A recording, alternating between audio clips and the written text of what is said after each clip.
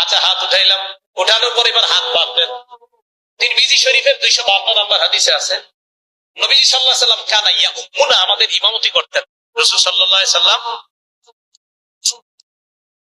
রাসূল আকরাম সাল্লাল্লাহু আলাইহি সাল্লাম ইমামতি করতেন। নবীজি সাল্লাল্লাহু আলাইহি সাল্লাম কি করতেন? ইমামতি করতেন। ফায়াকুযু শিমালা, নবী সাল্লাল্লাহু আলাইহি সাল্লাম বাম হাতকে ধরতেন। ইয়াকুযু শিমালা, নবী সাল্লাল্লাহু আলাইহি সাল্লাম বাম হাতকে ধরতেন। বিয়ামিনিহি, ডান হাত মুবারক দ্বারা। নবী সাল্লাল্লাহু আলাইহি সাল্লাম, রাসূল আকরাম সাল্লাল্লাহু আলাইহি সাল্লাম ইয়াকুযু শিমালা, বাম হাতকে ধরতেন। বিয়ামিনিহি, ডান হাত দ্বারা। খুব মন দিয়ে বুঝেন। তিরমিজির 252 নম্বর হাদিসে পাইলাম বাম হাতকে ডান হাত দিয়ে ধরতেন। কবজি, বাহু কিছু পাইলাম না, শুধু এতটুকু পাইলাম নবীজি ডান হাত দিয়ে বাম হাত ধরতেন। বুখারী শরীফের 740 নম্বর হাদিস, কানান নাসু ইউমারুনা আইয়াদা আর-রাজুলুল ইয়াদাল ইউমনা আলা যিরাইহি ইউসরা, নবীজির যুগে সাহাবায়ে কেরামকে নির্দেশ দেওয়া হতো যে ডান হাতকে বাম হাতের বাহুর উপর যেন রাখে।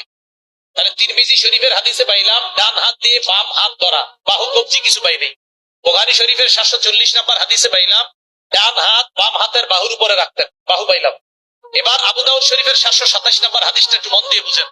এই হাদিসের মধ্যে আসছে কিভাবে, আমার দিকে তাকান, আপনি কষ্ট করেন।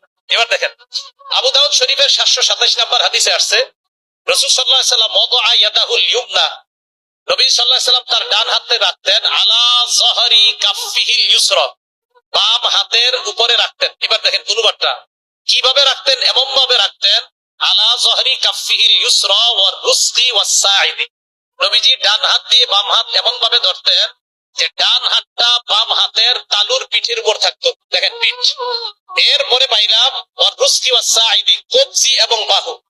এবার দেখেন তো এইভাবে প্রথমে আসেন, এই যে ডান হাত দিয়ে বাম হাত ধরলাম, এতটুকু, এটা হাত কিনা বলেন, এটা বাম হাত কিনা, এটা ডান হাত কিনা, এই হাত ধরলাম, এতটুকু বুঝলাম হাত ধরছি। তাহলে তিরমিজি শরীফের 252 নম্বর হাদিস, আমি হাত ধরলাম। এবার আসেন বুখারী শরীফের 740 নম্বর হাদিস, বাহু।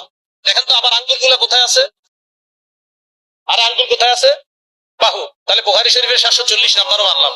এবার দেখেন তো আমার এই আঙ্গুল কারে ধরছে, কবজি, কাকে ধরছে, কবজিকে ধরছে, রুস ওয়াস সাইদ।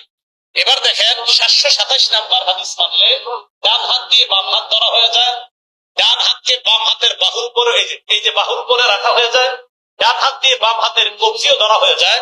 যদি কবজির উপর আমল করেন আপনি, বাহুর হাদিসের উপর আমল হয় তথা বুখারী 740 এর উপর আমল হয়।